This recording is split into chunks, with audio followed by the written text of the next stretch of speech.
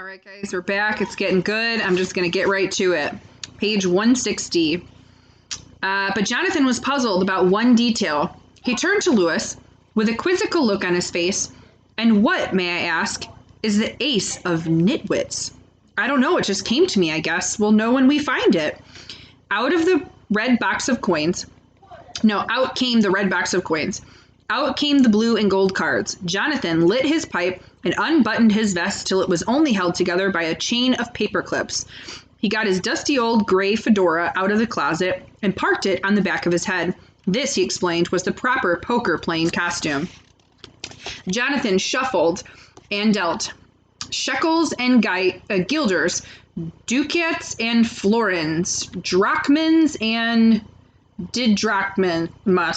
drachmas and didrachmas clattered over the table. At first, the hands were ordinary. Pair of eights, nothing, kings and tens. Then people started getting six of a kind and cards with square root signs and question marks all over them. Jonathan and Mrs. Zimmerman were not pulling any tricks. The strange cards appeared all by themselves. On they played while the giant clock ticked and the organ played chopsticks, and the candle threw fruit and flower patterns or plain yellow splotches onto gray moonlit grass outside. It was after a half hour of playing that Lewis picked up a card and found that he was staring at the ace of nitwits. There it was. Instead of clubs or hearts, it was ears of corn and green peppers all over it. In the center was a dopey-looking man with a flat black hat called a mortarboard, the kind of hat that a college professor wears to graduations. Ice cream was heaped up on the hat, and the professor was tasting it with his index finger. Lewis showed the card around. "Why, so it is," cried Jonathan, "the ace of nitwits." He'd recognized it anywhere. Now, just what does that mean, Lewis? "It means you have to wear it stuck to your forehead with a piece of bubble gum. Here." Lewis took out a piece that he had been chewing and handed it to Uncle Jonathan. "Thanks awfully," said Jonathan as he squashed the card against his forehead. "Now what?" "You get all done up and come down with the 8-ball, like it says in the instructions." Yes, righty-ho, and all that sort of thing. See you, folks." Jonathan went upstairs. He stayed up there a long time, so long that the parlor organ broke into Stars and Stripes Forever, out of pure boredom. Mrs. Zimmerman sat tapping her fingers on the table while Lewis did what he always did when he was nervously waiting for somebody. He slapped the sides of his chair, rocked back and forth, and wiggled his right leg. "Well, here I am." Mrs. Zimmerman and Lewis looked up. There at the head of the stairs stood Jonathan. He was wearing a cape made from a crazy quilt, and on his head was a flowered toaster cover of Mrs. Zimmerman had made. The ace of nitwits was still glued to his forehead, and he bore his hands a small round black object. As he started down the stairs, the organ played Pump and Circumstance. But it soon got tired of that and switched to radio commercials. Call.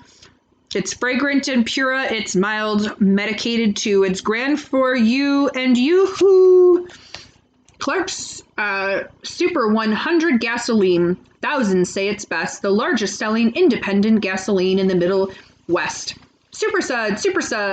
Lots more suds from Super Suds. Richer, longer, lasting too. They're the ones with Super Dew. To this solemn accompaniment, Jonathan advanced to the dining room table and set down the black ball. It was one of those fortune-telling 8-balls, the kind you buy in a dime store. The ball was full of fluid, and when you shook it, ghostly white cards came floating up to the little window. There were only 3 of them: yes, no, and maybe. "Now what?" asked Jonathan. "Ask it," said Lewis. "Ask it what?" Jonathan looked blank. "The circumference of the moon, you bearded booby," screamed Mrs. Zimmerman. "Where I left my hat after the Chicago World's Fair. Now think a minute, Jonathan. What would you want to ask it?" "Where the clock is?" asked Jonathan in a small voice. A burst of rather mechanical applause came from the front room. It was the organ smarting off as usual. Jonathan stuck his tongue out over his shoulder. Then he turned back to the table where the 8-ball lay.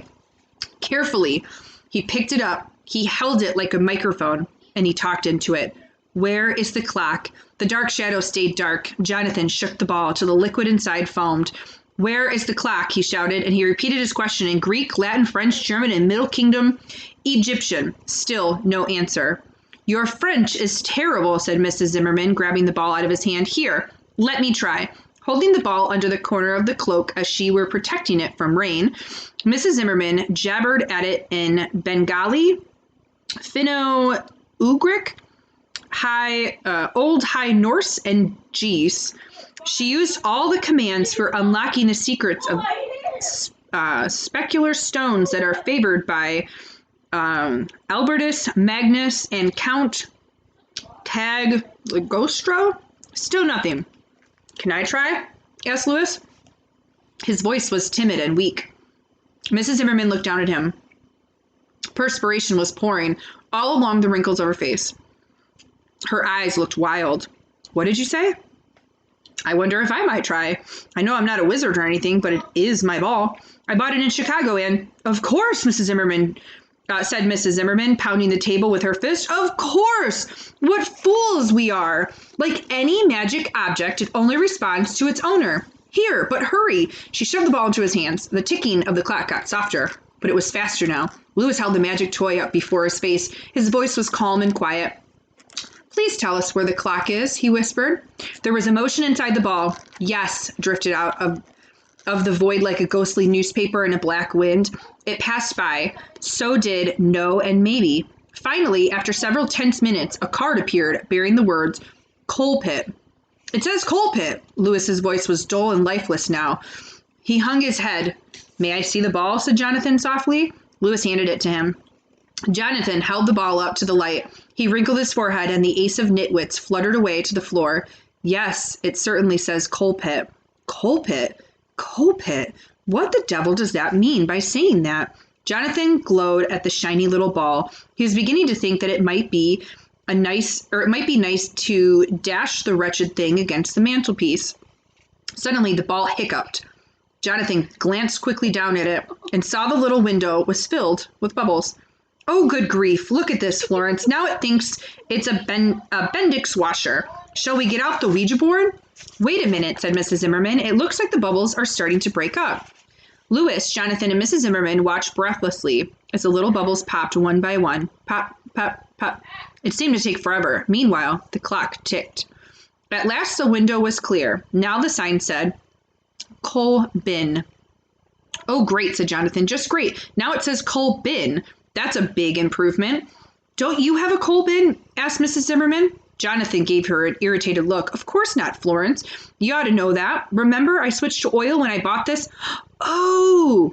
Jonathan clapped his hands over his mouth. Oh, I think I see.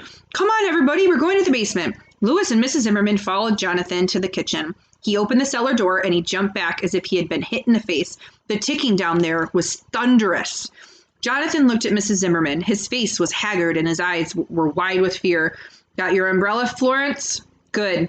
Then down we go. Over in a black, sooty corner of the basement was an old coal bin.